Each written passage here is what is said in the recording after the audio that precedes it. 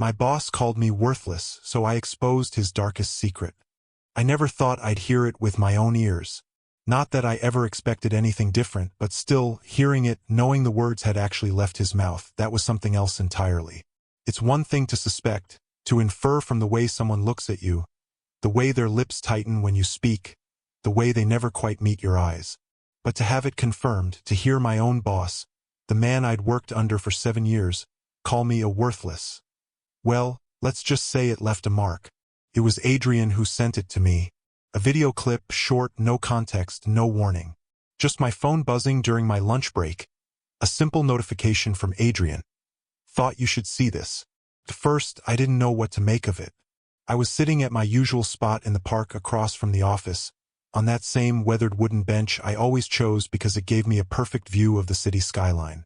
It was my one moment of peace in the day. The air was brisk, the leaves already tinged with October's gold, and I remember feeling grateful for the crispness of it. Then I tapped the video. The screen flickered to life, and there was Victor Delaney, my boss. His back was to the camera, which meant someone had recorded this in secret, probably at one of those late-night office gatherings I was never invited to.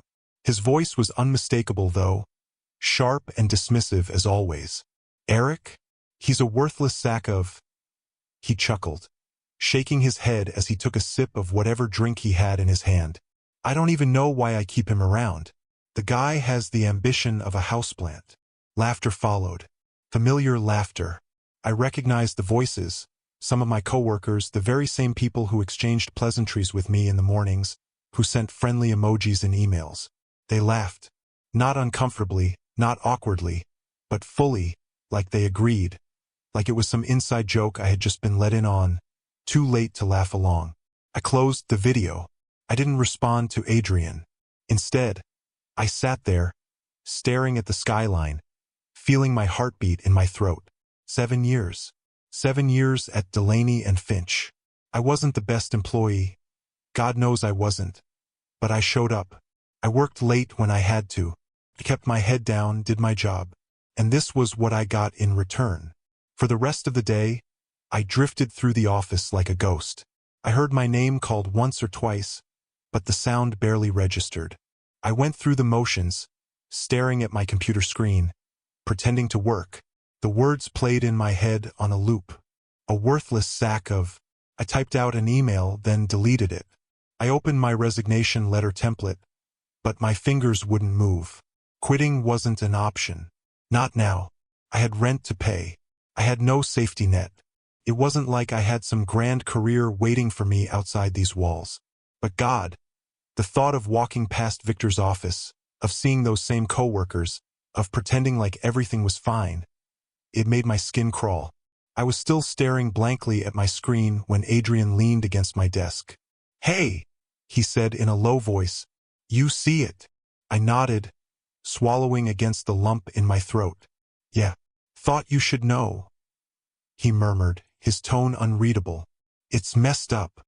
I glanced up at him, searching for something. Sympathy, maybe? But his face was impassive, his dark eyes flicking toward Victor's glass-walled office before looking back at me. "You gonna do something about it?" I hesitated. Was I? He didn't wait for an answer. He just clapped a hand on my shoulder and walked away.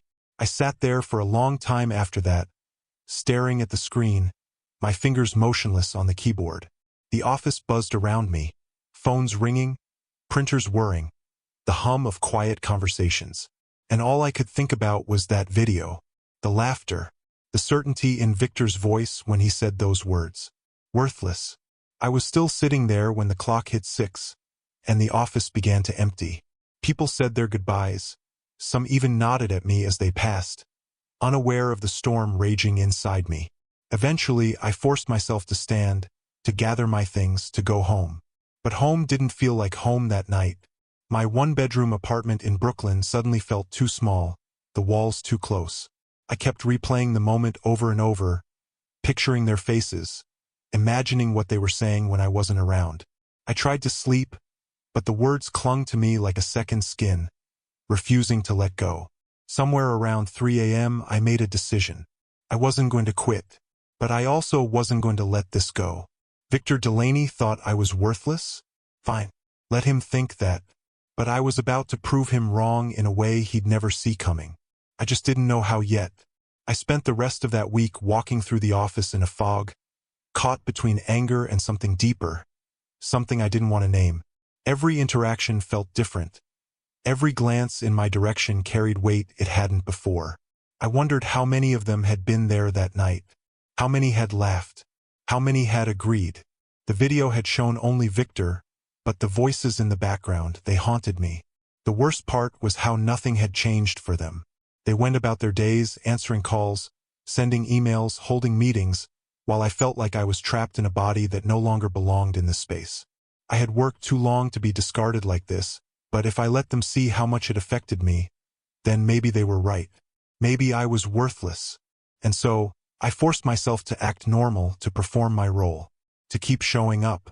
But inside, something had snapped. The first thing I did was start documenting everything. I had never paid much attention to the office politics, to the whispers behind closed doors, but now I listened. I made notes. I saved emails. Every dismissive comment Victor threw my way, every mistake conveniently pinned on me, every time someone took credit for work I had done, it all went into a private folder, one that no one else knew existed. It was Adrian who kept me tethered, though he never said much about it. He would glance at me from across the room, give me a knowing nod. He knew what I was doing, and I suspected he was doing the same. One night, long after the office had emptied, I sat at my desk, staring at the endless rows of numbers on my screen. My job was nothing special, financial analysis, the kind of work that blurred into itself after a while. But as I sifted through the reports, I found something that made my breath hitch. There was a discrepancy, small at first, but as I traced it back through previous reports, it grew. Money was moving in ways it shouldn't have been. Numbers were being adjusted, shuffled, manipulated just enough to evade detection. But the patterns were there, and the name attached to them over and over was Victor Delaney. I leaned back in my chair, rubbing a hand over my face. This was big, bigger than anything I had anticipated.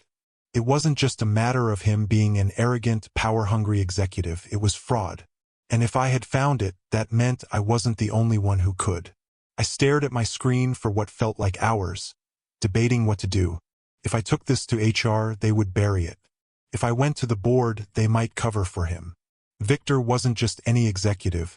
He was deeply entrenched in the company. His connections ran deep.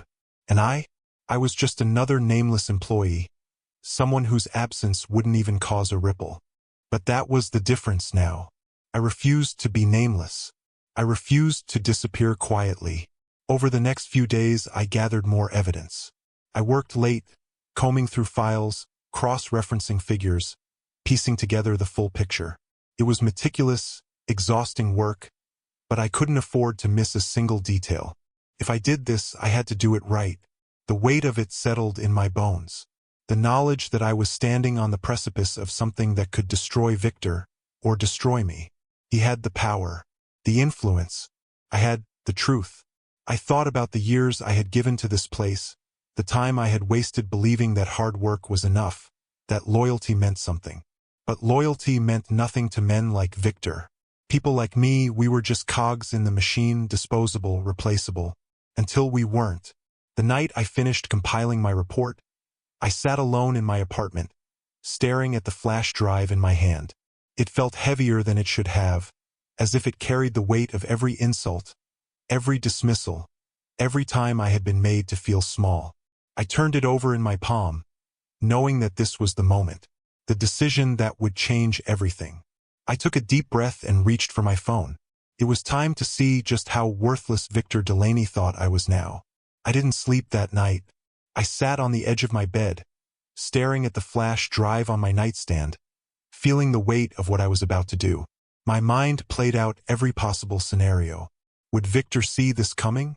Would the company turn against him?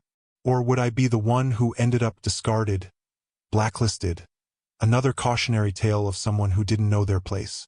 By morning, I had made up my mind. I wasn't going to HR. I wasn't going to the board. I was going to burn everything down the way Victor had burned my dignity. I crafted an anonymous email, attached every shred of evidence, and sent it to every major news outlet, financial watchdog, and regulatory body I could think of. The moment I hit send, my heart pounded so hard it felt like it would burst out of my chest. But there was no taking it back now. The world was going to know exactly who Victor Delaney was. Then I waited. The first wave hit that evening. News articles surfaced, outlining the discrepancies in Delaney and Finch's financial reports. Anonymous sources were cited, people within the company coming forward, adding fuel to the fire. By morning, the company's stock had plummeted. Investors were panicking. Internal audits were being launched. And Victor? He was nowhere to be seen. For the first time in 7 years, I walked into the office with my head held high. Whispers followed me. People avoided my eyes. Adrian caught my gaze from across the floor and nodded. He knew. He had known all along. Then security arrived. I was escorted out of the building. No explanations, no questions. Just a cold, efficient removal like taking out the trash. I expected it, but it still stung. I had spent years of my life in that office, only to be erased in a matter of minutes. But I wasn't done yet. The story exploded over the next few days. Victor was forced to resign. Lawsuits followed. The company scrambled to distance itself from the scandal, but it was too late. I watched it all unfold from my tiny apartment, my name never mentioned, my role in it completely invisible. And somehow that felt worse than being fired. I had done the right thing, but I was still just nothing. No one. Then the phone rang. It was a number I didn't recognize, but I answered anyway. The voice on the other end was calm, professional, but there was something else underneath it. Something sharp. "We need to talk." No introduction. No pleasantries. Just those 4 words. I hesitated, but something told me this wasn't a conversation I could ignore.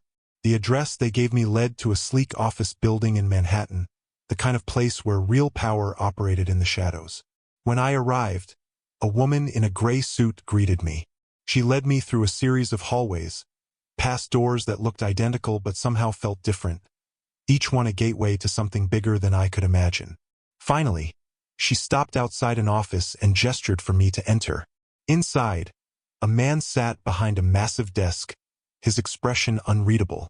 He tapped a pen against a folder in front of him. My name was printed on it.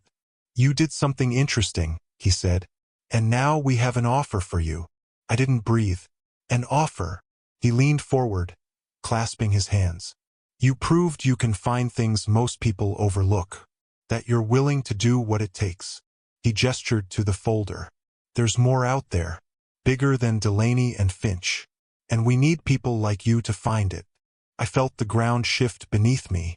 I had expected retaliation, blacklisting, maybe even legal threats. But this was something else. I swallowed hard. "Who are you?" The man smiled, but there was no warmth in it. Just calculation. Let's just say, we keep the world in check. I should have walked away, should have said no. But I didn't, because for the first time in my life I wasn't worthless. I was needed, and that was worth more than anything Victor Delaney had ever given me.